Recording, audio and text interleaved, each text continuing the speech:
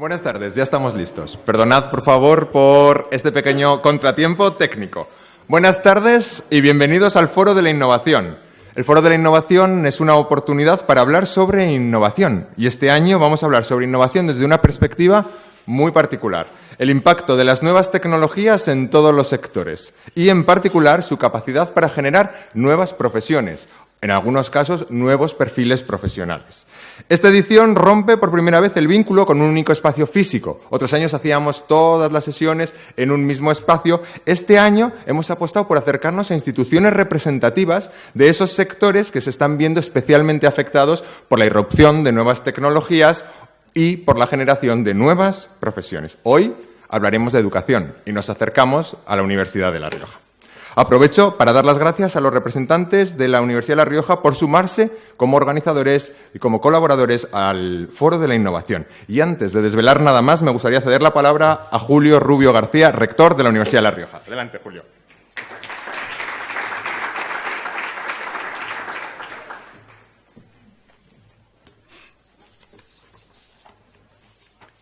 Buenas tardes, les doy la bienvenida a la Universidad de La Rioja y les agradezco su participación en esta sesión del Foro de Innovación dedicada a la educación. Agradezco también a los organizadores, a la Fundación Riojana para la Innovación, Enrique Pellegrín, que hayan elegido a la Universidad de La Rioja como sede de este eje educativo. Porque es verdad que toda universidad pública está firmemente comprometida con la innovación. Y ello en todos los aspectos de la labor que realiza. En el ámbito de la gestión organizativa, pues al fin y al cabo somos una empresa pública. En lo relativo a la formación y al modo de llevarla a cabo y, por supuesto, en la investigación. La investigación podríamos definirla como una innovación radical, una innovación de raíz que tiene que ver con la generación de nuevo conocimiento. Aparte de esta reflexión universitaria y hablando más en general, resulta evidente que educación e innovación tienen un vínculo indisoluble. Sin educación no hay innovación posible. Y si no innovamos en las metodologías para impartir docencia, no podremos cumplir nuestro cometido de influir en las tendencias sociales. Por todo ello, hoy, aparte de la mesa redonda que vendrá a continuación, pues personal de la Universidad de La Rioja, José Manuel Sota y Clara Jiménez, han preparado un taller práctico sobre hacia dónde van los nuevos métodos docentes. Yo, lamentándolo mucho, no podré quedarme a la sesión, que tengo otros compromisos, otras ocupaciones, pero no me quiero despedir sin agradecer a los oradores, a las personas que van a estar ahora en la mesa redonda y a todos ustedes su asistencia y desearles que la jornada sea muy fructífera y provechosa. Muchas gracias.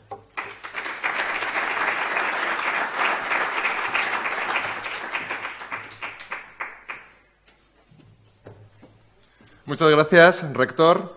Decíamos que esta edición del Foro de Innovación se va a centrar en nuevas tecnologías y nuevas profesiones. Hablamos, por tanto, de tecnologías del futuro y de profesiones del futuro.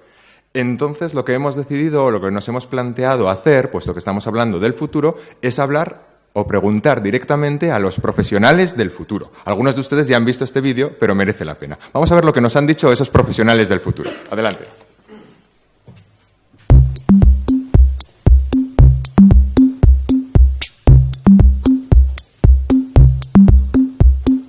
Yo de mayor quiero ser cantante, pelotari, policía, quiero ser diseñadora, alcaldesa de Albelda, piloto de caza. De mayor quiero ser fotógrafa. Yo de mayor quiero ser bombero.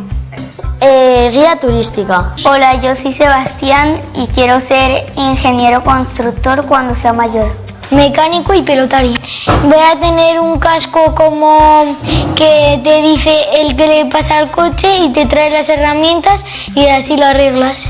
Por ejemplo, cuando mi madre sea mayor quiero crear un robot para que le ayude a lavar los platos, por ejemplo, o a acostarse en la cama.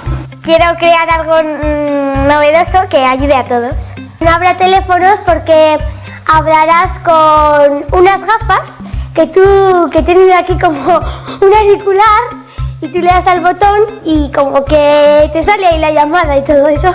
De mayor quiero ser agricultor. Los tractores, en vez de estar con ruedas, van a estar volando. De mayor quiero ser granjero. Pues yo voy a tener como una casita y ahí va a estar mi ordenador. Con un tractor también va a salir un brazo y las va a ir cogiendo. Las buenas y dentro del brazo hay un detector para ver si están buenas o malas. Sí, tengo un robot y va. Pero yo voy con el robot, él limpia una cuadra y yo limpio otra. De mayor quiero ser doctora. Dentista. Porque quiero curar a las personas. Pues que en vez de las doctoras van a ver los dientes y eso, pues van a ser robots. Será una doctora y cuando necesite ayuda, pues la ayudará un robot. Pues en una silla, pues no como las normales que suben y bajan, una que flota. Le intentaría curar y si necesito algo se lo pediría al robot. Mi profesión es ser constructor de naves de carrera, ya que no existen las naves para construir algo nuevo.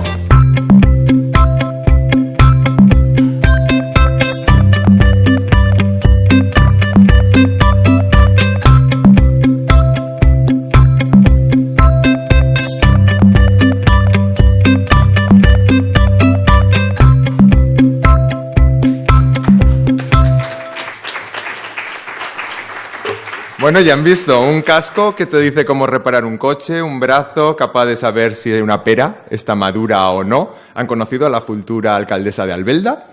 Y bueno, dicho esto, veremos que a lo largo de estas sesiones, en la sesión de hoy, que no están tan alejados de la realidad. Y ahora entramos ya en materia. La tecnología supone, en el ámbito de la educación, la apertura de nuevas posibilidades, quizás algunas amenazas, lo veremos ahora. Por otro lado, exige también la capacidad, el reto de reinventarse de forma continua para formar a los futuros profesionales. Y estas tenemos aquí como dos grandes líneas de debate y les invito a seguir la mesa titulada Reiniciando el sistema educativo para ver a dónde nos llevan estas propuestas. Así que les voy a presentar al moderador. Es el periodista de Cadena COPE, Carlos Cuartero. Y suben con él Hermógenes del Real Álvarez, José Miguel Garrido Granado, José María Gómez Gras y María García Bautista. Un aplauso muy fuerte para ellos, por favor. Buenas tardes. Bueno, lo acaba de decir el rector de la Universidad de La Rioja. Sin educación no hay innovación posible. Y la verdad es que de un tiempo a esta parte, pues las nuevas tecnologías han avanzado a una velocidad de vértigo y desde luego en todas las profesiones tenemos que tratar de movernos, si no a la misma velocidad, sí que acoplándonos poco a poco a esas nuevas tecnologías. El ámbito que conozco yo es el mundo de la radio y en los últimos 20 años ha cambiado una auténtica barbaridad. De hecho, nos estamos formando y reciclando continuamente porque trabajamos con nuevos programas, nuevos sistemas de grabación, nuevos sistemas de sonido y o estás dentro o si no te quedas descolgado, ¿no? Aquí tenemos a profesores, empresarios, consultores y ellos conocen directa o indirectamente el mundo de la educación y cómo se está adaptando la educación a las nuevas tecnologías. Entonces, lo que vamos a hacer va a ser plantear una serie de preguntas que las vamos a debatir aquí entre todos y luego, conforme vayamos hablando, creo que os han entregado unas tarjetas y si se os ocurre alguna pregunta, la podéis anotar y luego Juan Carlos las va recogiendo y las formulamos aquí. Os voy a presentar a las personas que van a protagonizar esta mesa redonda. A mi izquierda está José Miguel Garrido, es licenciado en Geografía, Historia y Derecho, además de máster en Estudios Históricos Avanzados. Actualmente es el director del Colegio Trilema en Soria y es formador de la Fundación. José Miguel, buenas tardes. Hola, buenas tardes. Bienvenido y gracias por estar aquí con nosotros. María García es licenciada en Derecho por la Universidad Complutense de Madrid y ha realizado el programa de perfeccionamiento directivo por el Instituto Internacional San Telmo desde el año 97, o fue entonces cuando se incorporó al grupo Manpower, y ahora es directora de empleabilidad del Human Age Institute, María, buenas tardes, gracias. Buenas tardes. Y bienvenida. José María Gómez, allí en el otro extremo, es catedrático de Organización de Empresas en la Universidad Miguel Hernández, dirige el área de Innovación y Transferencia de Conocimiento y el grupo de investigación de Creación, Dirección y Gestión de Empresas. Es doctor en Ciencias Económicas y Empresariales y desarrolla una intensa actividad investigadora y divulgadora. José María, bienvenido. Gracias, Carlos. Y tenemos también con nosotros a Hermógenes del Real, que es empresario, es consultor, es profesor universitario, es cofundador del programa de formación Emprendemos en Educación, es mentor en el Instituto de Empresa desde el año 2007, además de profesor en la Universidad Autónoma de Madrid y consultor por cuenta propia. Así que, Hermógenes, buenas tardes y bienvenido tú también, faltaría más. Bueno, si os parece, lo primero que vamos a hacer es plantear una pregunta y nos vais ofreciendo vuestra opinión. Yo confío en que estas sillas hacen un poquito de ruido, pero nos han asegurado que son fiables. Bueno, en primer lugar os quería preguntar yo a los cuatro cómo han irrumpido las nuevas tecnologías en el aula y si el sistema educativo actual está evolucionando de tal forma que esas nuevas tecnologías, en lugar de suponer un impedimento, pues nos ofrecen mayores facilidades que los métodos tradicionales para aprender en el aula. Y podéis empezar el que queráis. Aquí no vamos a hacer como en las clases, o sea que intervenéis cuando os plazca. Bien, la pregunta tiene mucho interés, por supuesto. Agradecer aquí lo que estamos para hablar de lo que nos interesa, que creo que es muy significativo. E indudablemente, a mí me gusta decir que es como un viaje en el tiempo. Es decir, no podemos decir en términos generales si ha evolucionado todo bien, ¿no? En términos medios creo que ha evolucionado positivamente, pero hay grandes diferencias entre los centros en los que se hace muy bien y los centros en los que aún no se ha hecho nada. Me ha encantado el vídeo y lo que estaba pensando mientras que miraba y escuchaba el vídeo era la espontaneidad, las ganas, la ausencia de miedos que expresaban esos chavales y decir, y lo dice uno que es profesor, decir, bueno, lo mejor que puedo hacer es no romper esa magia que hay ahí. Sí, lo que pasa es que esa frescura se va perdiendo. Esa frescura se va perdiendo. Tiempo, ¿no? Dice, todo el mundo es innovador hasta que llega al sistema educativo, que ya se encarga de segar esa... Bien, pues no solo no tenemos que encargarnos de segar eso, sino que tenemos que encargarnos de potenciar. ¿Por qué? Porque esa fuerza existe. Y por lo tanto no debemos de segarla, sino potenciarla si es posible. Y ahí entran unos dilemas que luego podemos entrar a comentarlos, pero que creo que son muy significativos. Y si alguien no lo ve claro, que piense como padre o como madre. Y entonces seguro que lo tenemos claro, ¿verdad? Que nos gustaría que se vieran capacitados y que se vieran aptos para hacer cualquier cosa. Y eso exigirá, seguro saldrá aquí después, no quiero tampoco centrar el debate desde la primera intervención, pero creo que es muy significativo no romper la inercia que viene y saber cómo podemos sumarnos. La educación es un valor en alza, está claro, es un valor a largo plazo, está claro, e inevitablemente tenemos que tener claro eso, es decir, tenemos que hacer una apuesta para hacer compatible lo analógico con lo digital, lo presencial con lo virtual, y no podemos dejar de lado nada, ni para lo bueno ni para lo malo, todo suma. Y tenemos que entenderlo como todo suma. Luego podemos ampliar. Sí, abundaremos un poquito más. Abundaremos alguna cosa más. En estas cuestiones. María, ¿te sugiere algo? Bueno, antes que nada queremos dar las gracias por invitarnos a la universidad, a la Fundación Riojana para la Innovación. Estamos muy contentos de estar aquí en Logroño. Y yo soy la única que no soy docente, creo, dentro de esta mesa. Os voy a explicar un poquito qué hacemos desde la Fundación, muy brevemente, para que entendáis el por qué estamos aquí. La Fundación, el Instituto Human Age Institute, es una iniciativa que nace hace 3 años de la mano de nuestro presidente Raúl Grijalva, de nuestro presidente del grupo Manpower. Manpower, que sí que conocéis y que seguramente conocéis los que sois de aquí de Logroño muchísimo y los que no también, es líder mundial en el mundo del empleo. Nos dedicamos a conectar oportunidades entre candidatos y clientes, ¿no? Por esto hicimos y surgió esta idea de crear Human Age Institute como una iniciativa que lo que quería fundamentalmente era servir de puente entre el mundo educativo y la educación.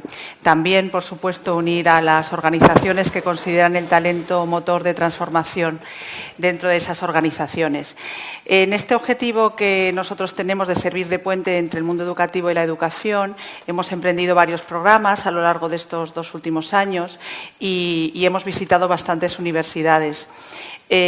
Bueno, nosotros no estamos cualificados para decir cómo se está impartiendo el sistema educativo, ¿no? Nosotros lo que sí que podemos ser es transmisores de lo que vemos en esas jornadas y de lo que vivimos como institución que alberga más de 700 empresas y dentro de nuestro propio grupo. Y realmente, bueno, ahí consideramos que todavía tenemos bastantes carencias. El mundo del empleo, que es al que nosotros nos enfocamos, el futuro del empleo está moldeado por la tecnología. Los cambios son muy rápidos, luego hablaremos. Todos hemos oído hablar en alguna ocasión del mundo VUCA, el mundo volátil, incierto, complejo, ambiguo, que es una realidad en el que nos movemos las empresas, las organizaciones, y el mundo del empleo está impactado por todo esto y requiere de una agilidad que el mundo educativo ahora mismo no está siendo capaz, ¿no? Luego, dentro del debate, hablaremos de si es el mundo educativo el único responsable de esa formación o somos todos nosotros, como individuos y como empleados y como personas y como sociedad, los que también, bueno, pues nosotros hemos acuñado un término que es learnability, que es esa capacidad de aprender y esa necesidad de seguir aprendiendo continuamente, que nosotros consideramos que es realmente la clave y la palanca en este mundo tan buca que estamos viviendo. Está claro que todos, en la medida de nuestras responsabilidades, pues somos parte activa de toda esta evolución. Hermógenes, vamos a seguir por continuar con el orden. ¿Cómo ves cómo la irrupción de las nuevas tecnologías en el aula está adaptado el sistema educativo para...? A ver, yo creo que vamos evolucionando. No sabemos qué es lo que va a pasar. No tenemos claro hacia dónde hay que ir, pero lo que sí tenemos claro es que hay que avanzar.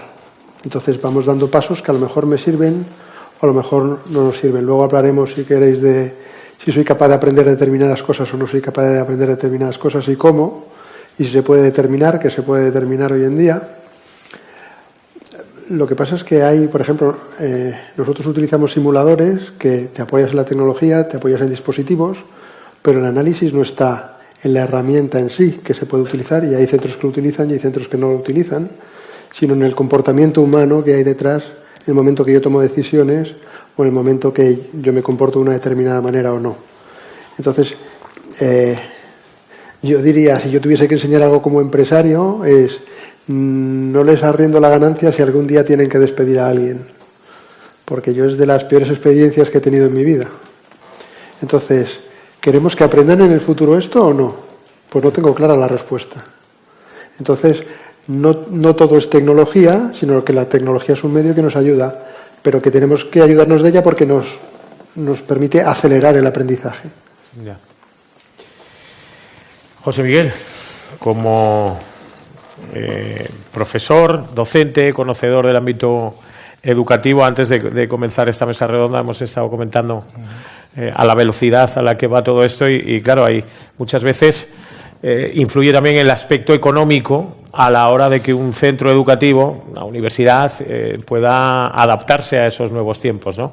Y me contabas una anécdota que yo creo interesante ahora que la pueda recordar, ¿no? Sí, la anécdota que te he comentado de Bueno, en mis funciones de dirección del centro, pues me toca también hacer los pedidos de material escolar y demás. Y el otro día, recibiendo al representante de la empresa que tenemos, me presentaba unos monitores transparentes, táctiles, multifunción y tal, y lo definía como el sustituto de la pizarra digital, ¿no? Con lo cual yo dije para mí, pero bueno, si todavía no he conseguido introducir estamos aterrizando la digital, ¿no? Es decir, es un poco asfixiante. De todas maneras, sí me gustaría empezar un poco contestando la pregunta que nos hacías al principio, ¿no? De si las nuevas tecnologías han entrado en el aula, también con una reflexión sobre el vídeo, porque me ha llamado mucho la atención que cuando se le ha preguntado a estos niños qué quieren ser de mayor, pues sus referentes eran bastante tradicionales, ¿no? Han dicho bomberos, alcalde, sí, había de todo. Pelotari, me ha parecido delicioso, no han dicho futbolista, Pelotari. Pero cuando le preguntaban, vamos, imagino que la pregunta era cómo soñaban que iba a ser ese trabajo, pues aparecían robots que volaban y que hacían un diagnóstico. Sí. Claro, hace unos años diríamos son cosas de niños, ¿no? Es decir, qué imaginación tienen estos críos, pero hoy son cosas bastante probables y reales.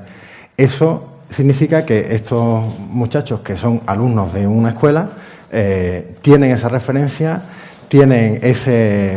manejan esas tecnologías, aunque sea en un plano más teórico o más virtual, pero sí es cierto que para ellos no es algo fantasioso ni es algo del futuro, es algo que ya está en sus vidas, ¿no? Uh-huh.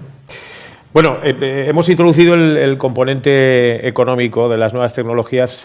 Quizá más adelante tengamos tiempo para abordarlo con mayor profundidad, pero a mí se me ocurre que cómo nos podemos servir de las nuevas tecnologías para facilitar el aprendizaje, para ponérselo más fácil a los alumnos, y si esa irrupción de las nuevas tecnologías puede ir en contra en determinados momentos de la cultura del esfuerzo que se trata de trasladar también a los propios alumnos. Quiero decir, las nuevas tecnologías es evidente que facilitan de algún modo determinadas tareas de aprendizaje, pero también pueden invitar al alumno, no sé, a relajarse en cierta medida. No sé cómo lo veis. ¿Puede tener esa cara B, ese lado oscuro, entre comillas, esta aparición de nuevas tecnologías en el ámbito educativo? ¿Cómo lo veis?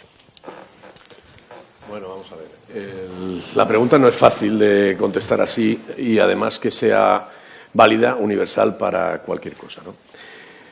La forma de trabajar hoy en día en las empresas, y seguro que María nos precisa todavía más, es muy colaborativa. El trabajo en equipo yo creo que ha alcanzado sus cotas máximas de valoración en las empresas. Se prima mucho ese trabajo en equipo. ¿Cómo enseñamos a los chavales a trabajar en equipo? Pues estudiando en equipo, aprendiendo en equipo, aprendizaje colaborativo. ¿Esto se está haciendo hoy en día? Bueno, pues si no hacemos que sea híbrida la educación presencial y la educación virtual, yo parto de la base que soy un defensor de la educación presencial, creo que es importante, porque en la educación presencial están los valores de la colaboración, está la intervención, está el debate, está el cuestionamiento, está muchos valores que son importantes para luego que se traduzca eso en una actividad personal, profesional, familiar. Por lo tanto, si solo nos circunscribimos a que alguien pueda, que hoy en día el universo de Internet es brutal, posiblemente puedes encontrar de acceso libre cualquier cosa que necesites. Uh-huh. Pero ¿es eso lo que queremos? Yo creo que no.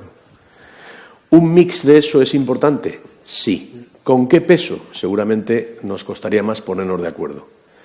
Pero debemos de primar, igual que en este país tenemos que primar muchas cosas, como es la sanidad universal, pues la educación presencial universal, yo creo que es algo que no debemos de renunciar. Todavía más porque tenemos la riqueza de poder complementarlo que con cualquier otra cosa, pero siempre con un criterio. Y decir, y eso que he aprendido, además lo puedo poner en valor con otros, mejor todavía. Y ahí seguramente será necesario una evolución de la educación, una evolución del aula, una evolución del papel del profesor, una motivación tanto del profesor como del alumno. Evolución que ya se está produciendo. Evolución que ya se está produciendo, por cierto, empezando por los niveles más básicos. Y, por ejemplo, hoy en día da gusto ir a cualquier colegio de primaria y ver la disposición de un aula. Ha cambiado mucho. Y vamos a la universidad y el aula es exactamente igual que hace 40 y que hace 80 años. ¿Qué cosas? ¿Qué sucede cuando el de primaria llega a la universidad? Que va perdiendo desde este punto de vista que estamos diciendo, ¿no? Sí, es curioso, se puede apreciar eso como una especie de retroceso, es verdad. De retroceso. Es verdad. Y volvemos a perder esa frescura, esas ganas, no importa el riesgo, quiero ensayar algo, quiero hacerlo, quiero rodearme de otros, se va perdiendo a medida que avanza en el sistema educativo. Pues es evidente que algo estamos haciendo mal. Y es fácil su cambio, ¿no? Planteado así, puede ser. María Hermógenes, José Miguel, intervenir cuando queráis. Bueno, yo pienso que la reflexión que también debe de hacer el mundo educativo es ¿para qué tiene que formar? Además de cómo tiene que formar, ¿no? Hay un dato que no sonará nuevo y que es un dato que deberíamos todos de reflexionar. El 65% de los trabajos que desempeñará la generación Z son los niños que han nacido entre el 2000 y el 2010. Pues estos niños que estarán en el mundo laboral pues dentro de 10 años o menos, algunos, pues esos trabajos todavía no sabemos ni cómo se van a llamar. Entonces, Hermógenes lo ha comentado, hay una gran incertidumbre, no se sabe muy bien, pero realmente lo único cierto es esa incertidumbre. Entonces, ¿cómo formamos? ¿Cómo formemos a los profesionales del futuro? ¿Cómo formamos a la gente con este grado de incertidumbre? Pues lo que nos comentan todas las empresas y lo que también ha comentado José María es que realmente el acento se debe de poner en las competencias, en lo que llamamos las soft skills, que son las herramientas que van a tener los profesionales para poderse mover en este mundo tan incierto. ¿Cómo entrenamos y cómo hacemos desde el mundo educativo esas competencias? Él lo ha dicho, la colaboración es una de ellas. El compromiso. Nosotros hemos publicado un estudio, el estudio EPICE de proyección de empleo, y la empresa lo que más valora, la cualidad más valorada es el compromiso. Pero es que yo voy un paso más. A lo mejor es un poco duro lo que voy a decir, pero es así. Debemos de formar a los jóvenes. La generación futura es una generación, porque ya nos está pasando, que tiene que estar preparada para esa incertidumbre, para saber que a lo mejor no va a tener un trabajo, por supuesto, estable, que no va a trabajar como su padre trabajó en una empresa toda la vida. Seguramente. Seguramente no, que no va a trabajar en su provincia, que no va a trabajar en Logroño, que a lo mejor se tiene que ir a otro sitio. Tienen que ser profesionales capaces de resolver problemas complejos. ¿Cómo hacemos para que el joven, en qué tenemos que trabajar desde muy abajo para desarrollar esta competencia? Tienen que actuar en un ámbito global, porque el mundo ya es global, porque la tecnología nos ha permitido que sea global, porque nosotros podemos vender, y lo estábamos comentando, ¿no? Hemos salido de la crisis con las exportaciones. Esto significa que te has conectado con otros mercados, esto significa que te has conectado con otras personas de otros países. No hay ningún problema, es gratis, es barato, puedes hacerlo. La movilidad, pues lo que nos costaba viajar hace un tiempo, ahora no. En fin, es un mundo muy distinto y con un alto grado de adaptación. Las compañías lo que requerimos, lo que requieren, son profesionales que se adapten mucho a una estrategia que ni siquiera la empresa sabe si va a perdurar en el tiempo, porque está afectada y está impactada por todo su mercado, en el que se mueve, que cambia muy rápido, y que luego podemos analizar el porqué de estos cambios. Entonces, bueno, ahí es donde el ámbito educativo tiene que moverse. Hay que educar para todo esto. Y ahora, el cómo. Los chicos de hoy en día son todos nativos digitales. Entonces, lo que nosotros tampoco creo que podamos hacer es obviar que su manera de comunicarse fuera del mundo educativo es de una manera digital. Sí. Entonces, realmente, queramos o no, eso tiene que formar parte de la manera en la que la educación se imparte. Hombre, es importante lo que habéis apuntado a la hora de preparar a las generaciones del futuro para esas profesiones pues que a nosotros nos hablan hace 20 años de controladores de blockchain o de técnicos de impresión en 3D o arquitectos Big Data, y decíamos, madre mía, esto es poco menos que ciencia ficción, pero el contacto permanente del mundo de la empresa con el ámbito educativo, ese es un aspecto que puede resultar determinante a la hora de que sean las propias empresas las que vean un poco sus necesidades de cara a corto o medio plazo y que las trasladen al ámbito educativo para que se puedan abrir nuevos caminos, digo yo, que es un punto interesante que comenzaba citando Hermógenes. A ver, son muchas cosas, ¿no?, las que han salido. A ver, en principio, totalmente de acuerdo, no hay una realidad universal. Para mí todo vale, es como el cerdo, ¿no? Todo se aprovecha. Da igual que lo hagas presencial, que lo hagas online, o que utilices una app, o que utilices distintas metodologías, sean ágiles o no, para que te puedan ayudar, ¿no? Yo lo he hecho en colegios, he aplicado metodología de creación de empresas con niños de 9 y 11 años y funcionan bastante bien, ¿no? Están muy contentos. Luego veremos quién afecta, que los padres son muy importantes en esto, ¿no? Pero lo que preguntabas era sobre la ecuación valor por esfuerzo. Antiguamente, en mi generación, que ya no sé cuál es, cuando le dabas poco valor a las cosas, lo buscabas en las drogas o lo buscabas en otros sitios.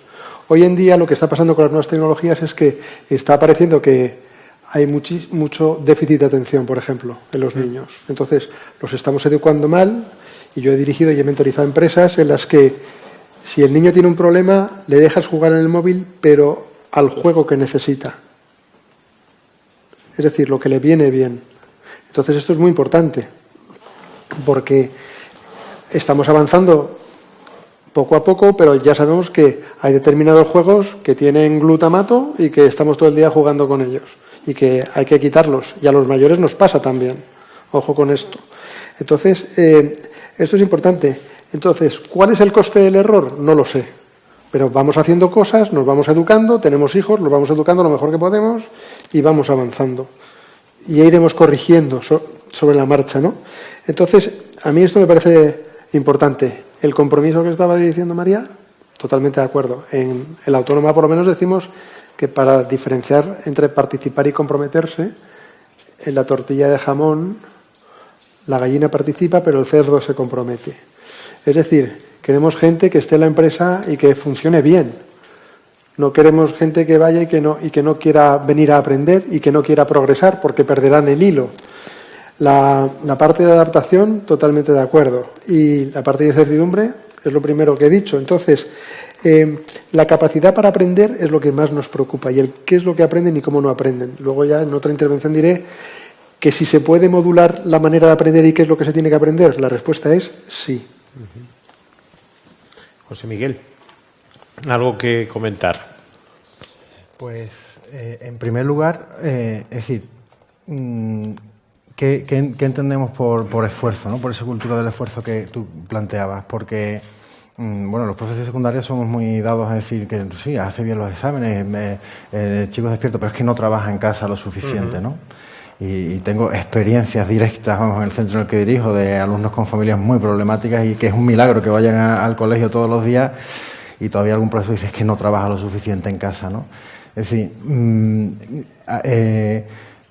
hay un psicólogo, creo que es polaco, de apellido impronunciable, que habla del flujo, ¿no? Es decir, cómo poder Csikszentmihalyi, ¿no? Impronunciable.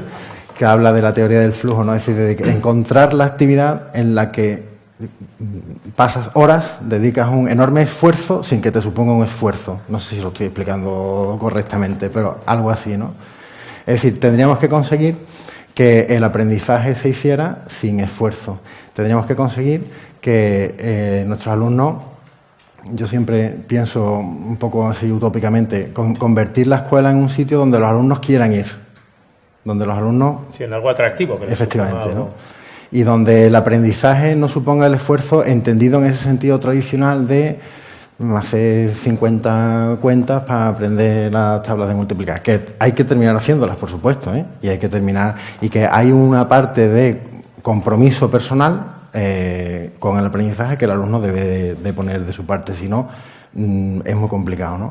Pero sí es verdad que de alguna manera, y en ese sentido las tecnologías pueden ayudar, tenemos que conseguir que el aprendizaje, la capacidad de aprender, que yo creo que es algo en lo que los cuatro, directo o indirectamente, ya hemos sacado, vaya generando, ¿no? Es decir, porque hoy en día los contenidos son irrelevantes, permítanme la exageración, porque los contenidos están disponibles muy fácilmente.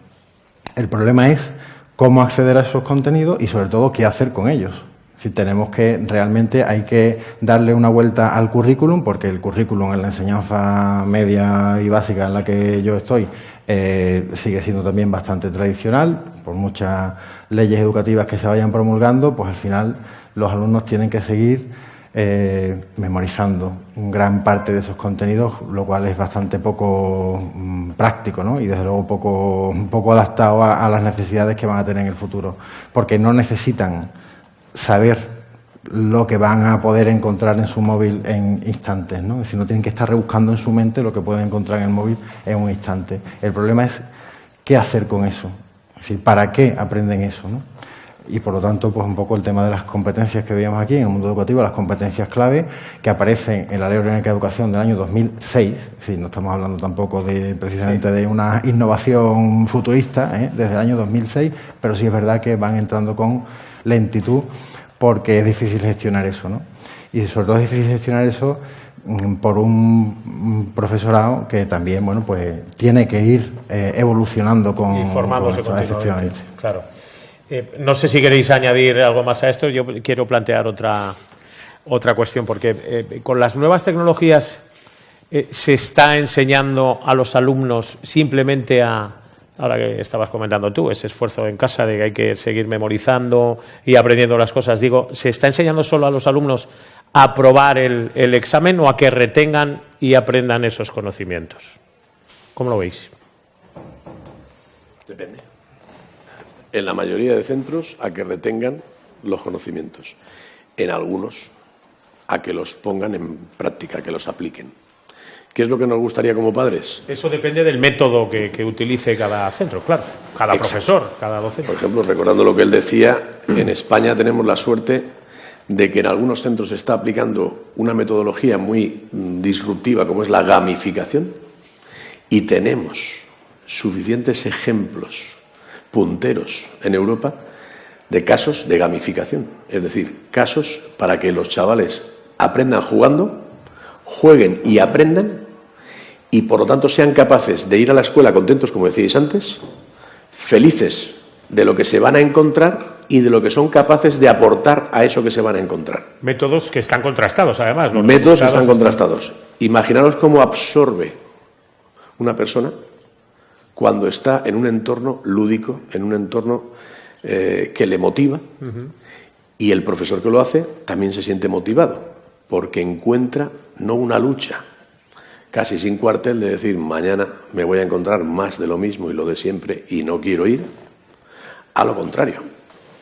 Es decir, no podemos olvidar que la llave por el momento, porque posiblemente en el futuro nos encontremos que hay otra llave, pero hoy la llave es importante en el profesor. Y el profesor hay que revalorizarlo, hay que motivarle, hay que darle su importancia, su significación, por cierto, junto a las familias. Porque no pueden las familias delegar la educación desde todos los puntos de vista, no de los conocimientos solo. Porque a estas edades hablamos de educación, tiene mucho más importancia la educación integral. Y en el colegio están, o en el instituto están las horas que están, pero en la familia están muchas más horas. Y encima son ejemplos vivos, vicarios de lo que pasa.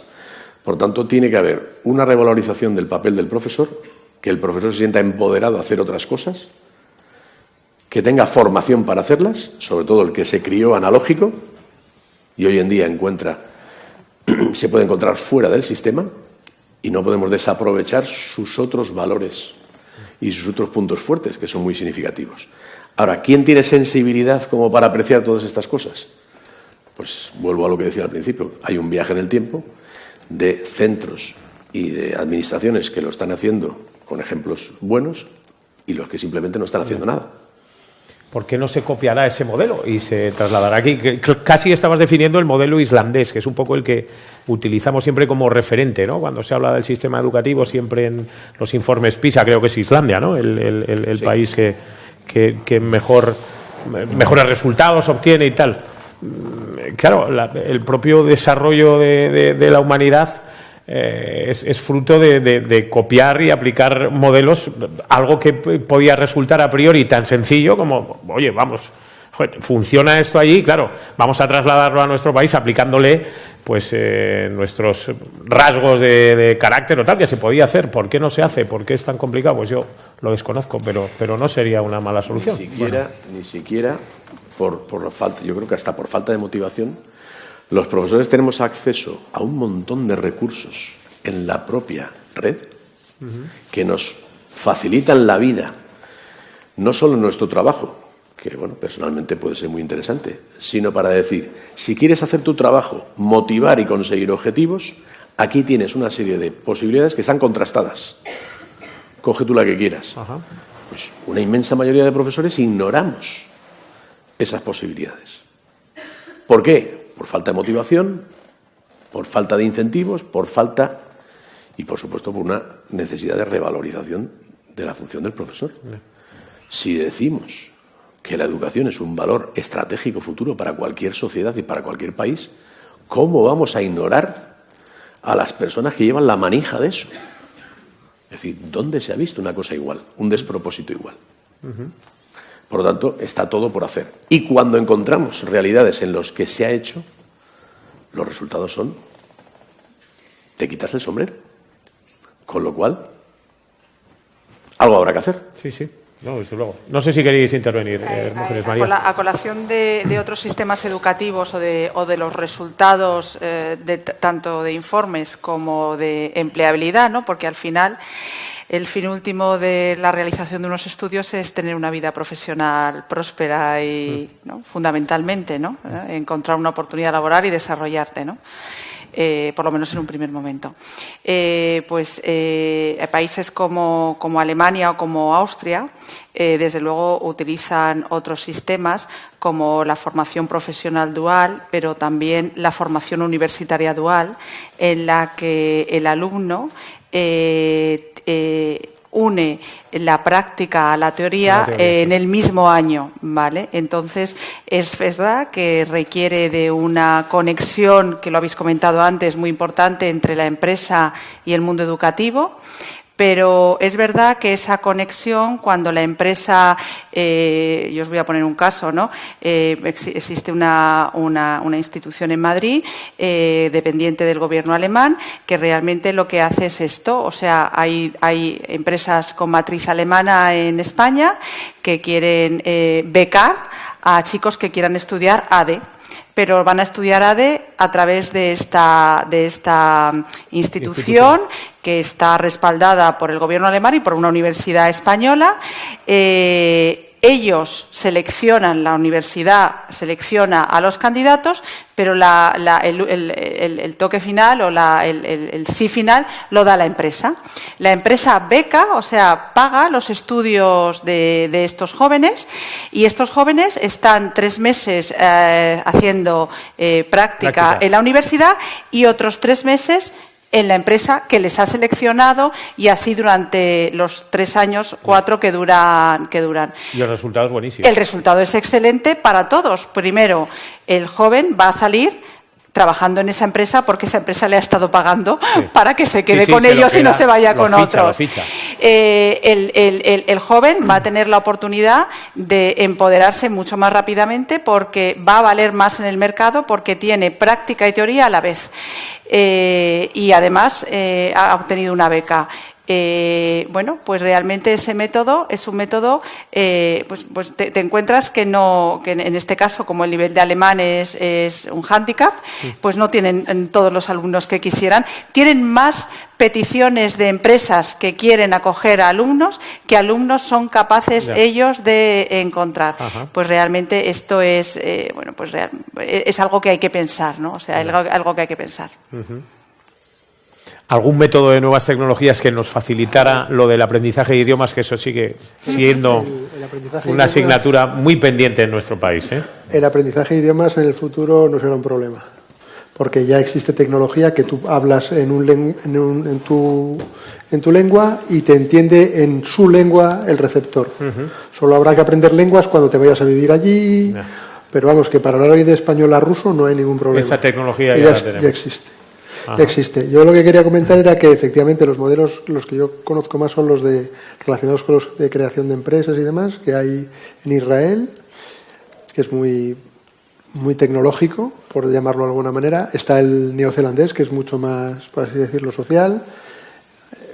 Y yo trabajo con un sistema americano que lo que hace es intentar paliar el error. Cuando lo he aplicado en niños, por ejemplo, aunque hagan la solicitud de un préstamo online, que da igual que te lo haga online que no, pero yo la denegación del préstamo se la doy cara a cara. Sí. La tolerancia a la frustración son cosas que hay que aprender, son cosas que todavía no estamos enseñando bien, y saber los riesgos que hay que correr en cada fase de la creación de la empresa es importante, y el niño lo valora mucho, pero los mayores también. O sea, no decir, oye, si tengo poco ahorrado, pero por lo menos no te dejas la herencia en el camino, ¿no?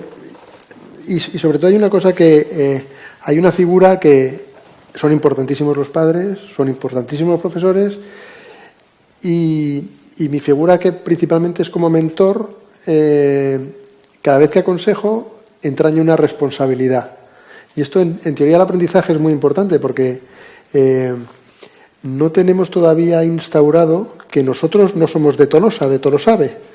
Entonces no podemos aconsejar en cualquier cosa y no podemos tener la responsabilidad de aconsejar en cualquier cosa. Yo tengo empresas que estoy asesorando y no tengo ni idea de drones que quieren ver cómo está aquí la vid para ver si está madura para coger o no. Y ha fracasado esa empresa, pero por lo menos lo han intentado.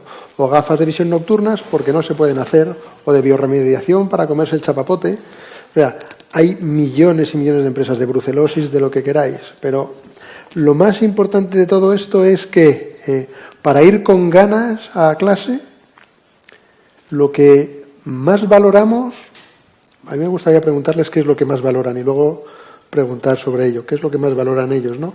Pero lo que nos hace felices o no son los sentimientos, no la tecnología. Ajá. ¿Sí? Eso es muy importante. Sí, sí, muy importante. La educación en sentimientos. La educación en que no pasa nada si te dicen que no, porque no te pueden decir sí a todo. Sí, claro. Lo que tú quieres, porque es lo que has oído en casa, desgraciadamente.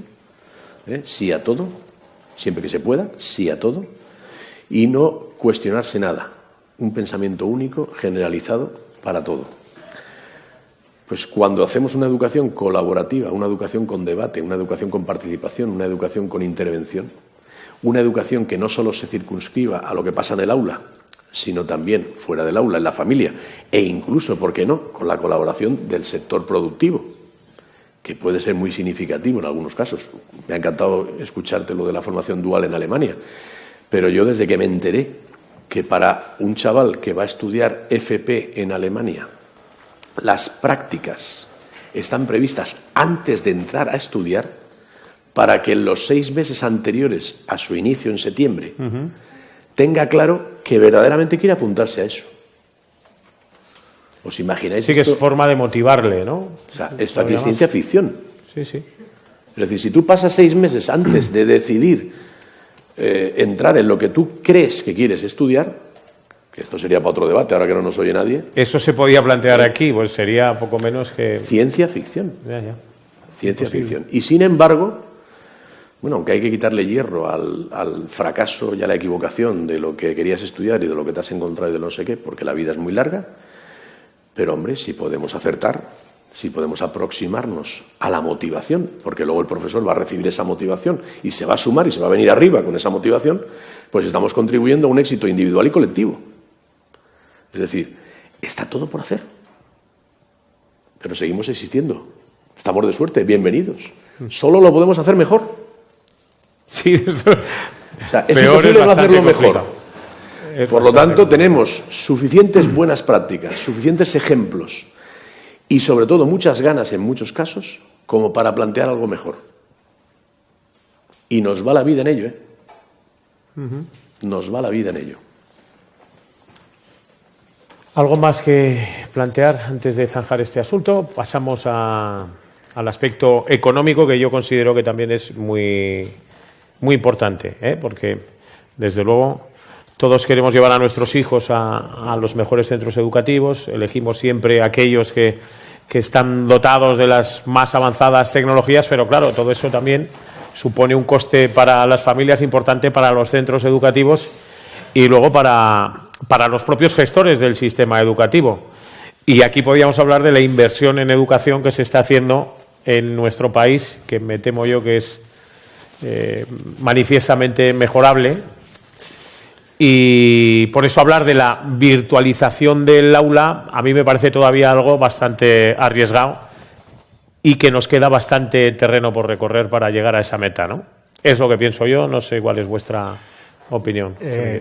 Yo espero que en la escuela nunca se virtualice, sinceramente. Es decir, lo más importante que pasa en la escuela, para bien y para mal, es el contacto entre el profesor y el alumno, con todas las intermediaciones que hagan falta, es decir, con la tiza en la pizarra, con el proyector digital, con una tablet o con lo que se quiera.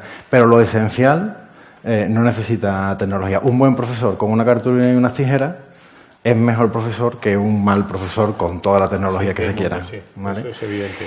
Esto relativiza hasta cierto punto en la cuestión económica. Es decir, lo que hay que saber es cómo invertir, ¿no? El ejemplo que comentábamos al principio, pues a mí me ponen alerta, porque además el mundo tecnológico, bueno, pues evoluciona de los ámbitos que más rápidamente evoluciona, y lo que hoy es la última novedad en poco tiempo está obsoleto, ¿no? Entonces, en ese sentido, en la escuela yo creo que lo esencial es tiene mucho que ver también con la educación emocional, con los afectos, con los sentimientos, porque incluso eso también tiene su impacto en el aprendizaje. Es decir, al final yo creo que el criterio de calidad, ¿no? El indicador de calidad de cualquier innovación, en cualquier ámbito, en el tecnológico, en el pedagógico, etcétera, en una escuela es el impacto que tiene en el aprendizaje de los alumnos, ¿de acuerdo? Entonces, en ese sentido, yo evaluaría así las tecnologías. Es decir, esta tecnología me va a servir para mejorar de forma generalizada el aprendizaje de los alumnos, es decir, les va a hacer mejores aprendices y en última instancia les va a hacer mejores personas, ¿de acuerdo? Porque de eso se trata al final. Sí, todo va unido. Exactamente.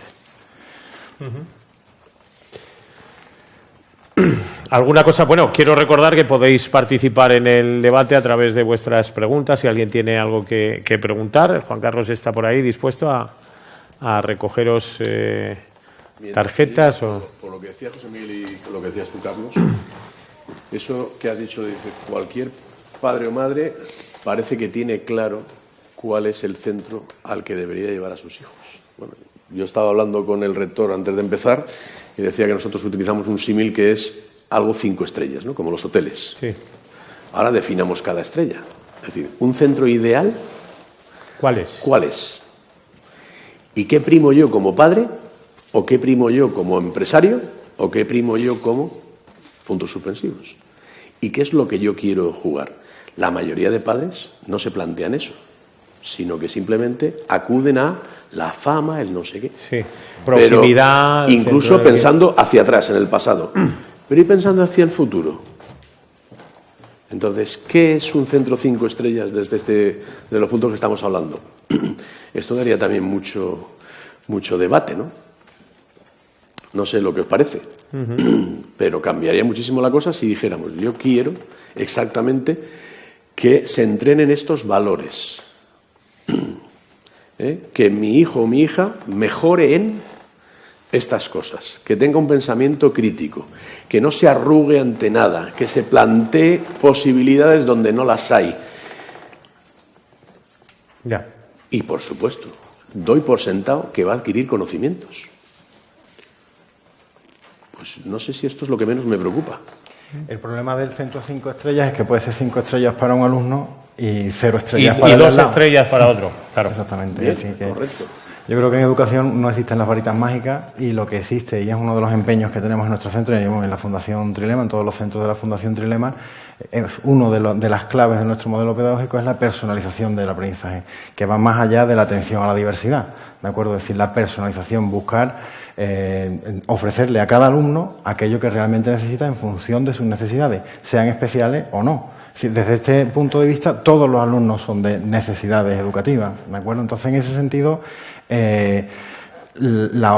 hay muchos centros que definen su oferta pedagógica más allá de idearios o de documentos, ¿no? Es decir, la fama, ¿no? Que al final es lo que los padres ven por una apuesta por el tema deportivo, por el tema de los idiomas, por el tema de las tecnologías, pero eso no garantiza que un alumno en ese centro vaya a tener éxito educativo, ¿no? Y eso es un poco lo que buscamos nosotros, es decir, darle a cada alumno la oportunidad de tener éxito académico merecido. Siempre ponemos ese acento, es decir, no es el éxito académico gratuito, sino merecido, ¿no? Y ahí está nuestra tarea de hacerle una oferta académica adecuada a las necesidades de ese alumno para que ese alumno sea capaz de entusiasmarse, ilusionarse, exactamente. Y que no todos tienen la misma contribución, por ejemplo, a la resolución de un problema. Es decir, que los que supuestamente tienen más éxito y van mejor tienen su parte importante en la resolución de un problema de equipo. Pero, sin embargo, otros que normalmente se les infravalora o se les ningunea, resulta que pueden tener una contribución muy importante. Ahí la figura del profesor, para darse cuenta de ese aprendizaje personalizado y que avance cada uno a su nivel, es importantísimo. Es decir, no dejar a nadie de lado porque esté a distancia de otro, sino que su avance es tan representativo como el del otro. Y su contribución puede acabar siendo tan representativa o más que la del otro. Claro. Hermógenes, ¿estabas tomando notas? Sí, ¿Algo quieres apuntar? A ver, una cuestión importante. Les he preguntado que qué es lo que creen que valoran más y voy a apostar por ustedes. Si han valorado bien, habrán valorado la salud, ¿vale? Porque sin salud no funcionamos. Lo que pasa es que el mensaje, para que sea coherente en formación en valores, decimos, no, la salud es lo más importante, pero lo importante es el hábito. Y sin embargo tengo el hábito de fumar. Tengo que tener un discurso coherente conmigo mismo. El problema que hay hoy en día es de autoconcepto, que no nos conocemos y entonces difícilmente podemos trabajar el conocimiento hacia dónde nos deberíamos orientar y hacia dónde se orientan los niños. Es decir, hoy se pueden estudiar a los niños, que Howard Gardner no lo medía, pero se pueden medir las inteligencias múltiples, por ejemplo.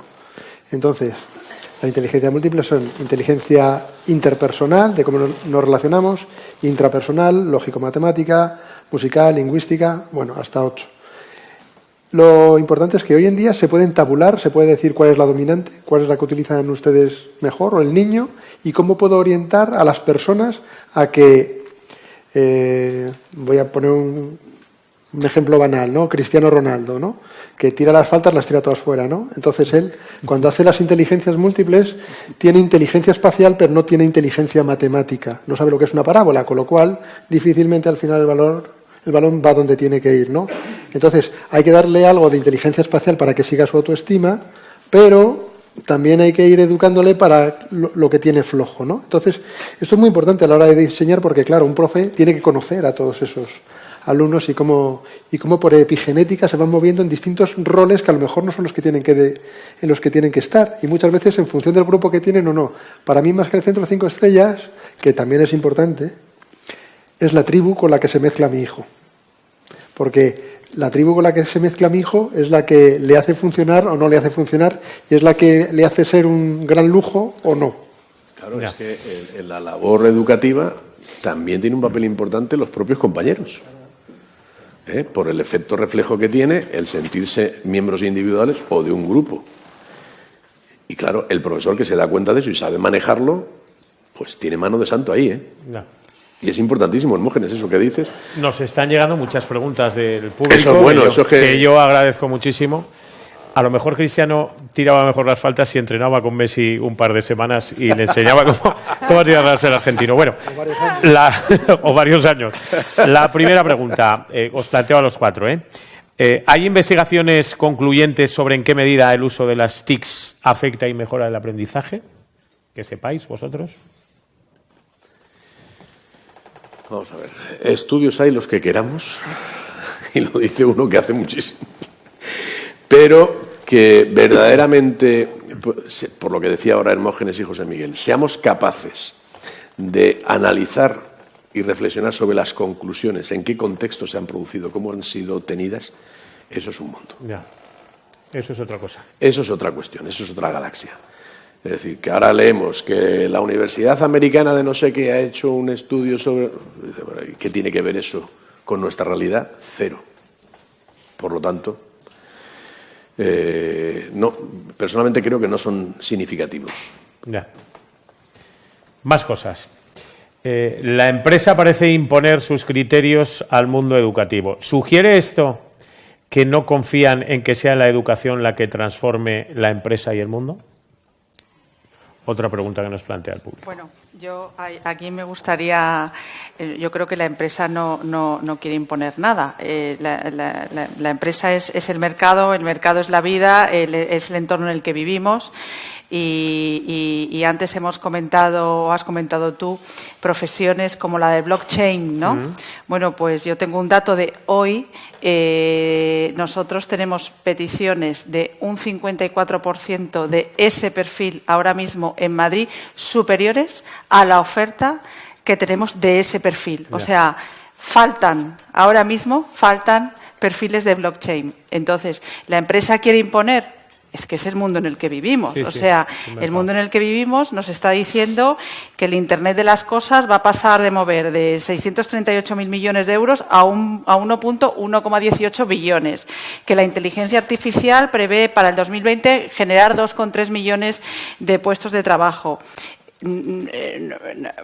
Bueno, tú puedes intentar ayudar y orientar como padre a tu hijo para que vaya por ahí, pero también estoy de acuerdo en que lo primero que tiene que hacer ese niño, con la ayuda de los profesores y con sus propios padres, es conocerse, autoconocerse y saber cuál va a ser el trabajo que le va a hacer feliz y dónde va a estar su pasión, ¿no? Porque hoy es blockchain y dentro de 5 años será otra cosa que, como he dicho antes, no sabemos ahora ni cómo se va a llamar. Pero sí que es verdad que existe una realidad y que esa realidad nos vendría muy bien a todos conocerla, y yo creo que en eso fallamos tanto como padres como desde el sistema educativo para orientar. Y una vez desde el conocimiento que tengamos del alumno, de esa atención personalizada, poder orientar hacia el éxito, hacia esa persona que tiene esas capacidades y que por falta de información del mundo del empleo, a lo mejor pues no se ha decidido porque en su entorno cercano no tuviera nadie que lo hiciera. Por esos paradigmas que utilizamos siempre de yo soy lo que mi papá fue o lo que era mi tío o el modelo de éxito que tenía del vecino de al lado al que me quiero parecer. Bueno, pues que muchas veces nos estamos dejando atrás oportunidades que se están creando y que nosotros, es verdad, decimos que una de las 4 fuerzas que mueven el mundo del empleo ahora mismo, bueno, y que está en el mundo del empleo imperando, es ese desajuste del talento. Existen, bueno, como lo acabo de decir ahora, existen perfiles que no están cubiertos y por contra, y por hablar de jóvenes, pues lamentablemente España es el segundo país de la Comunidad Económica con la tasa de desempleo juvenil. El segundo. Entonces, José María, querías apuntar algo. Bueno, totalmente de acuerdo. Os ruego brevedad, porque nos quedan 15 minutos. Lo que voy a comentar ahora es una anécdota, si cabe calificarla así, que sucedió en nuestra comunidad autónoma, en la que empresas punteras echaban de menos determinados conocimientos de última hora que tenían o que les faltaba a los alumnos egresados de titulaciones pues como Teleco, Ingeniería Industrial, etcétera, que no tenían o no dominaban la última tecnología que esas empresas necesitaban. Y con un consejero que, por cierto, tiraron por su carácter innovador, dijo: ¿y por qué no hacemos que vuestros técnicos de esas empresas, reputados y con una enorme experiencia, puedan ser profesores de una asignatura optativa que vamos a crear ex profeso para eso, que se apunte libremente los alumnos que quieran y que las prácticas la van a hacer en esas empresas. Y eso no salió adelante. No salió. Salió hasta que cesaron al consejero. Pero que lo cesaron por otra cosa, evidentemente, no por esto. Pero vuelvo a decir, cuando tengamos una duda, pensemos como padres. ¿Nos gustaría que nuestro hijo que está haciendo Telesco y ha salido la 5G y en el plan de estudios de Teleco, por muy rápidos que queramos ser, no esté esa 5G, porque no va a estarlo, que puedan recibir esa formación? Pues diríamos que sí, ¿no? Pues hemos sido innovadores, lo hemos logrado. ¿Y qué hemos tenido que recurrir? A las empresas. Que con sus y las empresas que venían, porque eran la Madre Teresa de Calcuta, no. Necesitaban. Porque lo necesitaban. Estupendo. Hemos encontrado el input y el output. Pero podemos hacer muchas más cosas de las que hacemos. Simplemente tenemos que ser un poquito más, ya no digo innovadores, imaginativos. Imaginativos, sí. Para decir, utilicemos los resortes que tenemos. A ver, yo quería decir que yo estoy llevando programas en la Universidad de Formación Dual con multinacionales. Voy a poner el ejemplo de La Buena, y que para 20 plazas consigue 600 jóvenes. Pero hay otras que para las mismas plazas no consiguen, y son ofertas tan buenas, vamos, que trabajar 6 meses en una multinacional, currando de verdad, pero si terminas ya pasas casi a 2.000 euros al mes, que no está mal, y con cierta responsabilidad. Claro, no hay mucha gente que pueda tener ese tipo de programas de formación, pero sigue siendo mayor la oferta que la demanda, estoy de acuerdo. Sea alemana, sea francesa, sea sueca, pero el caso de IKEA es especial por un tema de marca. En cuanto a las nuevas tecnologías, blockchain sí cambiará, pero esto a lo mejor en medio se nos pasa como la pizarra, ¿no? Pero dicen que la tecnología cuántica en 5 años arrasará el blockchain. O sea, es algo bastante curioso. Los temas de inteligencia artificial de Watson de IBM, Salesforce lo tiene ya en la nube, por ejemplo, pero aquí la certificación en Salesforce, por lo visto, va a tener un montón de empleos en los próximos años, que es el mayor CRM del mundo y de mayor progresión. Pero casi todo lo que hemos visto hasta ahora en el mercado son los temas de Customer Experience, todo lo que es relacionado con el marketing, con los AdWords y demás. Y yo creo que eso tiene su recorrido. Es decir, el futuro de todo esto no sabemos dónde va a ir.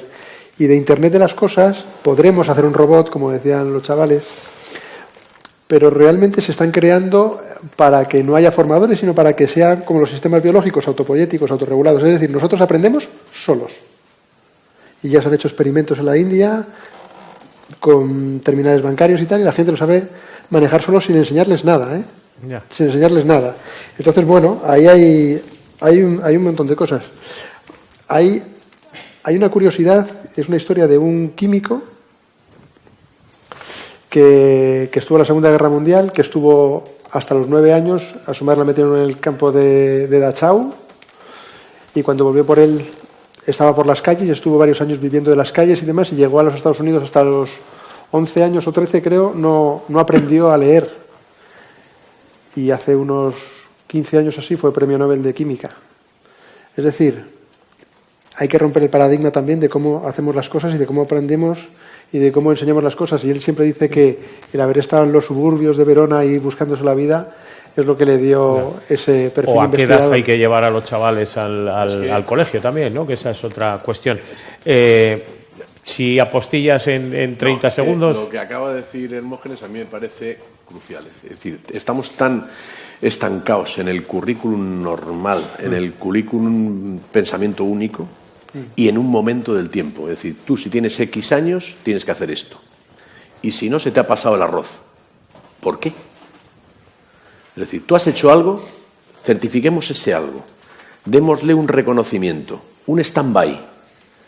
Y ahora, por problemas personales, por problemas familiares, por independientemente de todo lo demás, ¿no? O porque quieres simplemente tomarte un año sabático, llamémosle así, para entendernos, porque vas a ver mundo. Y después de ver ese mundo, ¿no eres una persona más apta para volver al sistema educativo y recrearte en eso? Seguro que sí. ¿Pero eso está permitido, contemplado, apoyado? No. En absoluto. Y tenemos un caso que me ha hecho... que fue premio Nobel después. Dices, será una anécdota, pero nos debe de hacer pensar. Otra pregunta del público. ¿Por qué planteamos innovación principalmente en tecnología? Hemos hablado de pizarras digitales, de aplicaciones y tal. Y mucho menos en personal especializado y en innovación en organización educativa entre sistemas educativos, complementariedad de programas, etcétera. ¿Algo que os sugiera esta pregunta? ¿Alguna respuesta? El que ha hecho la pregunta tendría que estar aquí arriba. ¿Por qué sí? ¿Por qué planteamos innovación principalmente en tecnología y mucho menos en personal especializado en innovación? Creo que es esencial en el sentido de que cualquier proceso de cambio de un centro educativo no empieza por la tecnología. Es decir, no es necesario porque la tecnología al final es la herramienta necesaria para poder lograr aquello que el centro educativo quiera conseguir, ¿no? Entonces tiene que empezar por una renovación, en primer lugar, metodológica, que implica una renovación también del personal. No me refiero a cambiar las personas, sino cambiar la forma de trabajar de las personas, la forma de pensar en la educación de las personas, etcétera, ¿no? Entonces yo creo que evidentemente, es decir, hablamos de tecnología porque para eso nos han convocado aquí, pero hay muchas cosas más prioritarias desde mi punto de vista, que estoy en el día a día en una escuela, a la hora de mejorar el sistema educativo. Lo digo así en bruto, habría también como para 3 meses. Pues ya que estás en el turno de palabra, es una pregunta específica para ti, a propósito de la Fundación Trilema, a la que representas. José Miguel, ¿aplicáis el modelo Rubik? ¿En qué consiste? Bueno, el modelo Rubik es el modelo que ha creado la Fundación Trilema de transformación de un centro educativo, ¿no? La metáfora consiste en que para cambiar un centro educativo no podemos cambiar solo la metodología o solo la organización, sino que cuando se mueve una cara, eso implica a todo el centro, ¿no? Entonces definimos 6 caras, digamos, de ese cubo que habría que modificar para cambiar un centro educativo, empezando por el currículum. Lo primero es decir, hacer un análisis del currículum y tomar de ahí los elementos más relevantes, ¿vale?, para el aprendizaje de los alumnos, las metodologías, la evaluación, ¿de acuerdo? Esos serían, digamos, como los 3 aspectos prioritarios y que tienen mayor incidencia en el aula, ¿no? Luego hablamos también de la organización del centro, ¿de acuerdo? Nosotros, por ejemplo, trabajamos con la metodología del aprendizaje basado en proyectos y esto implica, pues, organizar, por ejemplo, en primero y segundo de la ESO, en primero lo permite la ley, en segundo lo encajamos en el modelo Rubik, una serie de asignaturas en un ámbito sociolingüístico y un ámbito científico-tecnológico. Y eso requiere, pues, movilizar horarios de profesores, movilizar uso de las aulas, etcétera, ¿no? Es decir, organización. El tema de la personalización, que es otro de los elementos, ¿no?, de las caras de ese cubo Rubik, y el tema del liderazgo, ¿no?, del liderazgo organizacional y también del liderazgo pedagógico. Es decir, el profesor al final ha de ser un líder en su aula, ¿no?, un líder para sus alumnos, ¿no? Entonces, esos 6 elementos, cuando se mueve uno de ellos, necesariamente afecta a todos los demás, ¿no? Y esa es la metáfora un poco del cubo Rubik, que, como digo, es nuestro modelo de transformación de un centro educativo. ¿Y funciona? ¿Estáis satisfechos con...? Bueno, funciona en el sentido de que la Fundación Trilema es la entidad titular de 5 centros donde hemos aplicado este sistema.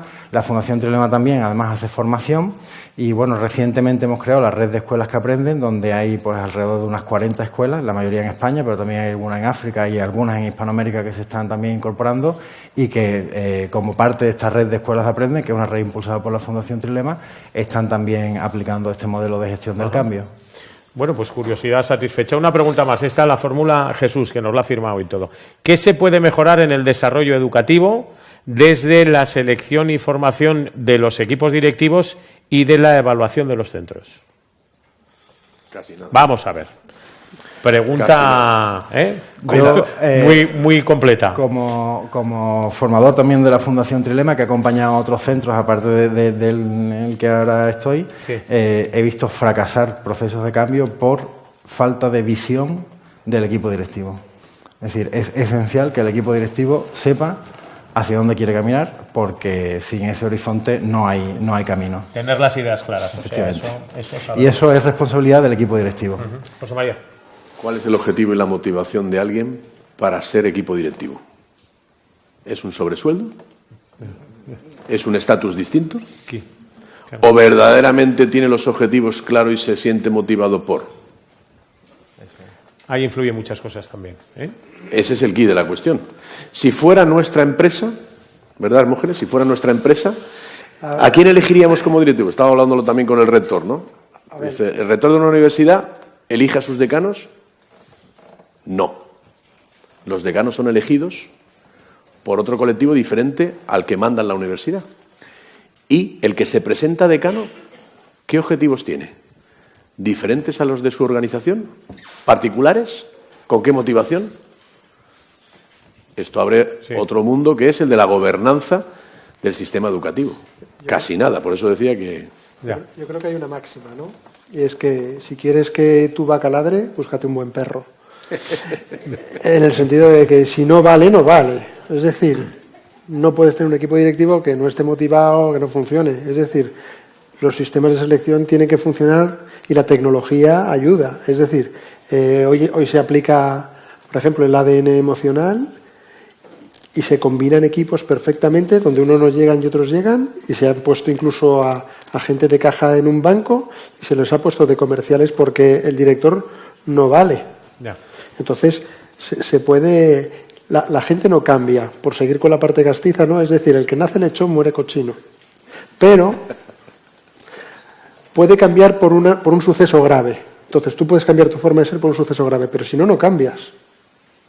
Entonces, ¿esto se puede educar y se puede enseñar? Sí. Para eso, a la pregunta, hace dos preguntas, vale, sí, porque la tecnología nos ayuda a decirnos cómo somos y qué es lo que podemos hacer para ir cambiando. Y son tests que duran 15 minutos y que tienen una fiabilidad del 93%. Una pregunta interesante, como todas las anteriores, ¿Cómo garantizamos la igualdad de oportunidades si no permitimos que la innovación educativa llegue a toda la población independientemente del contexto socioeconómico de la familia? Muy fácil. Muy fácil. Muy fácil. Hay dos competencias básicas, aparte de las soft skills y de las cognitivas y demás, pero hay dos que son fundamentales desde hace muchos años y por la educación que hemos estado haciendo. Y lo digo porque soy mentor de no sé cuántos programas que intentan ayudar a la mujer y es, vamos a decirlo, aunque hoy en día pasa menos, pero voy a ser taxativo en esto.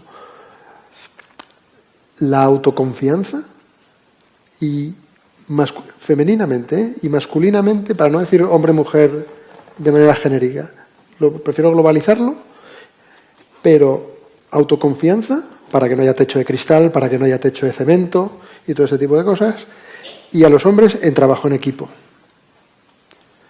Y eso que el dato que te envía hoy... ¿Con eso puedes suplir carencias de tipo...? ¿Sí? Muchas, porque de lo que carecemos los hombres es del trabajo en equipo y a la mujer se la está machacando en autoconfianza.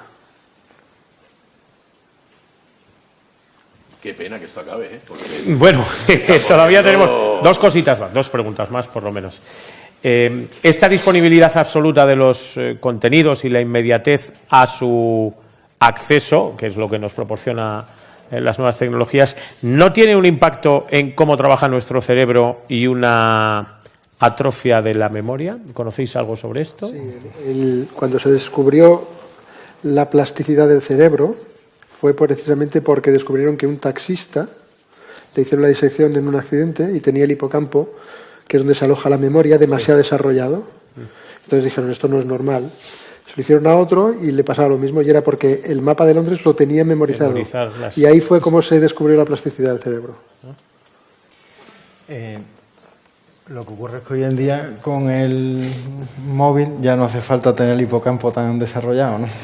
Sí, puedes relajarlo un poquito. ¿Y si pierdes el móvil? Sí, de todas maneras, es decir, es verdad que nosotros trabajamos también con el modelo de inteligencia de la inteligencia ejecutiva, y una de las funciones ejecutivas de la inteligencia es la memoria. O sea, al final lo que sabemos es lo que no necesitamos mirar en el móvil, ¿vale?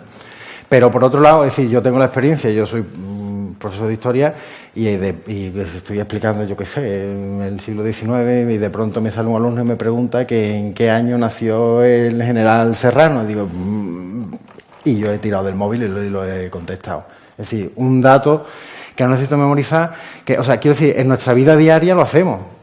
No sé si afectará o no afectará, pero lo hacemos. Entonces, en ese sentido, es una de estas cosas que, bueno, intentar negar esa evidencia, ¿no?, es un poco ir en contra de la marcha de la historia, ¿no? No, lo que quería decir es que se puede reducir.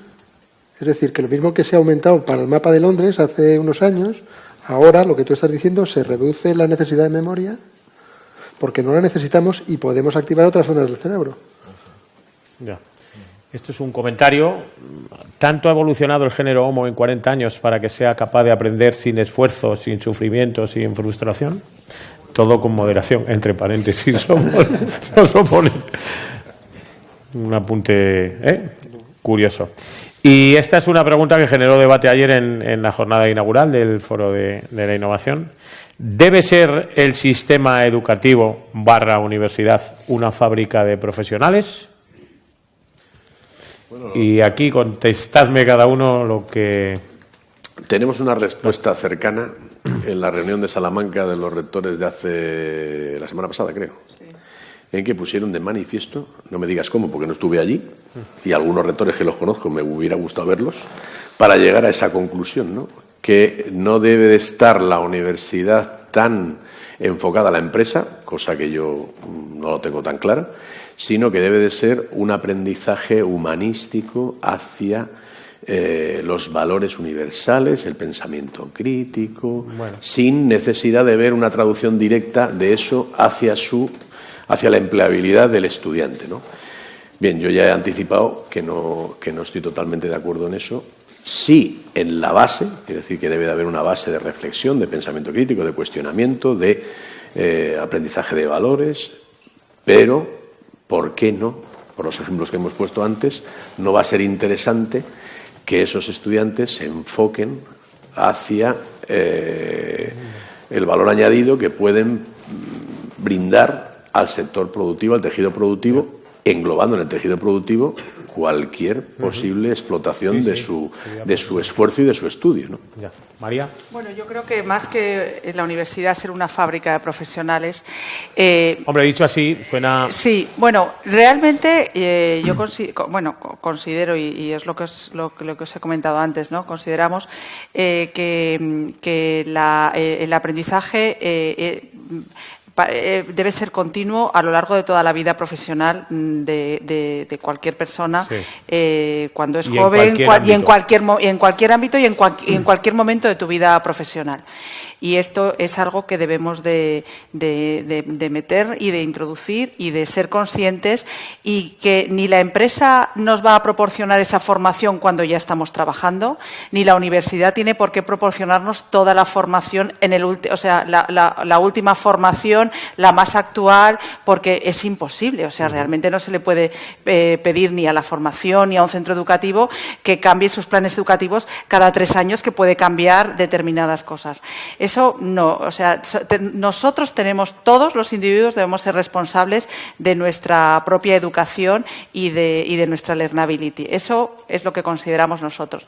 Pero sí que es verdad que la universidad y el mundo educativo, hombre, debe de formar a profesionales y debe de ser receptora de esos mensajes que vienen desde el ámbito profesional para trasladarlo en su día a día. Fundamentalmente, yo creo que lo que le falta al mundo educativo es el desarrollo de las competencias. Ahí es donde el ámbito educativo español tiene un desfase muy importante. Ajá. Debemos de entrenar más las competencias, y además se deben de entrenar desde muy pequeñas, desde un ámbito desde la infancia, vamos. Y ahí no estamos haciendo, yo creo que estamos haciendo muy poco, y en la universidad tampoco. Pero bueno, hay un ámbito legal, legislativo, no sé, todo está regulado por unas leyes que no son tan fáciles de cambiar, ¿no? Claro. Hermógenes. Pues Yo estoy de acuerdo. Es decir, la universidad hace un rol y debe cumplir. Es quien cataliza a las personas que vienen de la educación secundaria hacia la empresa y yo creo que debe seguir, incluso seguir muchos años, ¿no? De acuerdo que nos falta enseñar en habilidades, pero yo creo que a lo mejor no es la universidad que tenemos hoy, pero que tiene que cambiar, pero que también tiene que ser valiente, ¿no? Es decir, decía un guitarrista, Frank Zappa, que sin saltarse la norma no hay manera de progresar. Y en la universidad tiene que haber valientes para que esto evolucione porque no debe seguir como está. No es fácil. ¿Y José Miguel? Una respuesta... Pues mira, el título de la mesa era reiniciando el sistema educativo, ¿no? Yo creo que efectivamente estamos en un momento de cambio del sistema educativo, un cambio lento, que cuesta, ¿no? Hace unos años José Antonio Marina publicó un libro que se llamaba Despertar el Diplodocus, ¿de acuerdo? El sistema educativo como un enorme diplodocus al que le cuesta moverse, pero que está despertando y está cambiando.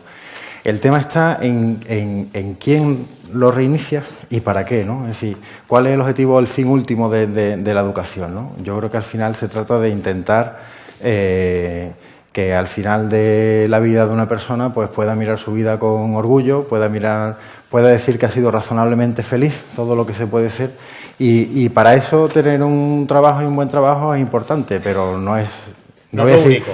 Por lo menos no es lo único, ¿no? Es decir, que al final el sistema educativo, en sentido amplio, en el sentido de que el sistema educativo se alarga a la universidad y más allá de la universidad al resto de la vida, ¿no? Porque creo que eso también es hoy en día una obviedad que todos experimentamos además en nuestros puestos de trabajo. Entonces, en ese sentido, al final, una persona tiene que estar aprendiendo para tener un buen trabajo, conservarlo, estar actualizado y demás, pero también debe de tener ese aspecto de cuidado de la salud, generar hábitos saludables y al final, pues, en la relación con las personas, ¿no? Porque igual que lo esencial que ocurre en la escuela es la relación entre las personas, lo esencial que nos ocurre en la vida es la relación con las personas. Es decir, que al final el sistema educativo y el aprendizaje permanente a lo largo de la vida ha de ser, pues eso, para ser mejores personas, para tener y ofrecer, dar y recibir cariño y amor, ¿no? Que al final es de lo que para tratar de ser felices y hacer un poquito más felices a los demás, que no es una mala filosofía de vida. Pues antes de terminar y a modo de conclusión, podéis tomar la palabra cada uno de vosotros. Yo no sé si es necesario reiniciar el sistema educativo, resetearlo, apagar y volver a empezar. Supongo que creo que no es la solución, pero sí que conviene empezar a cambiar muchas cosas. Y gracias a las nuevas tecnologías, pues quizá ese cambio pueda ser más factible, más sencillo, más fácil, no lo sé. José María. Bueno, me ha encantado lo que ha dicho finalmente José Miguel. Yo creo que lo importante es educar para ser felices. ¿Quién no quiere ser feliz? Que levante la mano. ¿Quién no quiere ser feliz? Que levante la mano. ¿Y qué es lo que hacemos para ser felices? Yo creo que eso es algo que hay que mirarse. Y creo que tenemos que poner no solo el sistema, sino nosotros mismos también. Es decir, yo sigo estudiando, sigo aprendiendo, y cada vez me cuesta menos y cada vez me satisface más. Lo haces más a gusto. Lo hago más a gusto. Luego algo en el sistema educativo me impidió ver eso antes. ¿O no? O yo es que era así de borde. No lo sé. Pero realmente es importante. Las nuevas tecnologías, pues también me pueden ayudar. Pero también tengo que tener claro cuál es la componente personal, cuál es la componente tecnológica y cuál es mi objetivo de evolución, hacia dónde quiero ir. Porque si no me puedo sentir atrapado por el sistema, me puedo sentir atrapado por la circunstancia, sin saber exactamente todos los días lo que hago, a dónde me conduce. Yeah. Y si esa meta me va a hacer ser más feliz o no. Porque si no, la frustración es tan grande que luego vienen otros problemas añadidos, ¿no? Con lo cual, eduquemos para que la gente sea feliz. Y ahí todavía es más importante la familia, la casa, que el colegio, que la educación, que el ámbito educativo. Ajá. María, ¿con qué terminamos? Bueno, pues desde luego nosotros decimos que es verdad que el talento es lo que prima en las organizaciones. Hemos pasado del capitalismo al talentismo y tenemos que acompañar al talento de niños, al talento de jóvenes, al talento de profesionales, al talento de adultos. Lo tenemos que acompañar desde el ámbito educativo, desde el ámbito profesional, desde las casas y es verdad que vivimos en un momento ahora mismo apasionante, es un momento en el que tenemos más información que nunca, en el que esa información está más accesible que nunca, en el que los jóvenes de hoy en día creo que tienen más oportunidades que nunca porque se ha abierto el mundo para ellos, para todos nosotros también. Y debemos de ser valientes y vivir este mundo tan apasionante que nos ha tocado. Es un mundo complicado, pero yo creo que nunca en la historia se ha vivido tantas oportunidades como ahora. O sea, la actitud es fundamental. La actitud es fundamental. Hermógenes. A ver, lo primero, darles gracias por haber asistido. Es un privilegio tener gente que te escuche. Sí, haber sido tan participativos, además. Para mí el talento, hoy en día que estamos hablando de tecnología, es que existe muchísima información, ¿no? Para saber quién fue Bob Dylan o para otras muchas cosas, ¿no? Pero el verdadero talento existe luego en saber racionalizar esa información y luego tomar decisiones. Esto es importante con esa información. Y luego, porque todos podemos tener la misma raqueta que Nadal, pero no le damos igual a la pelota que Rafa. Rafita le da mejor, lo siento.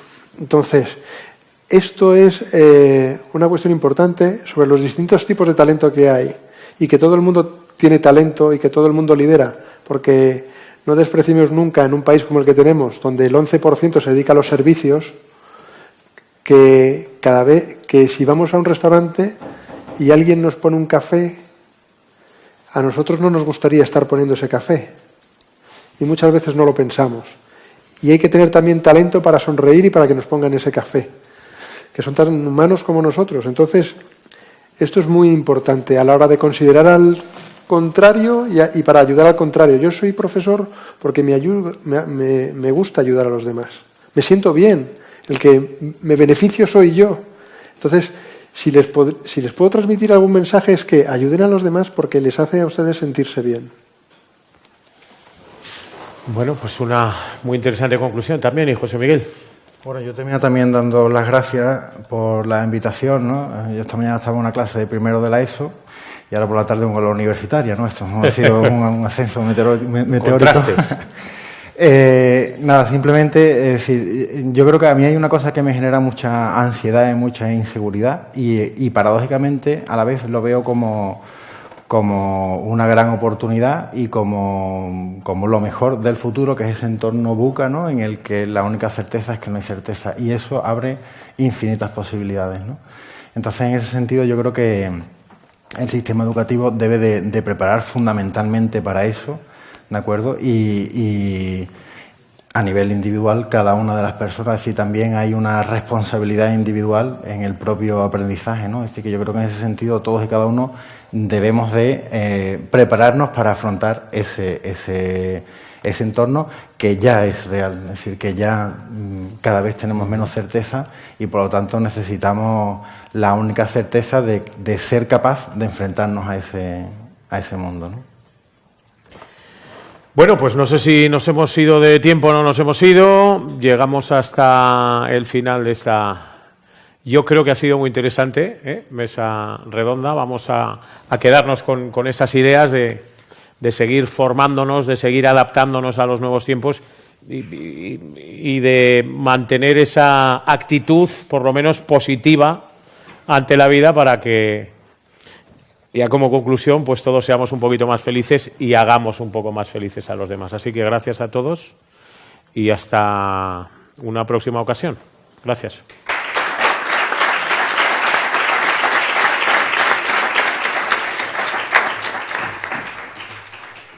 Muchísimas gracias, Hermógenes, José Miguel, José María, María y Carlos.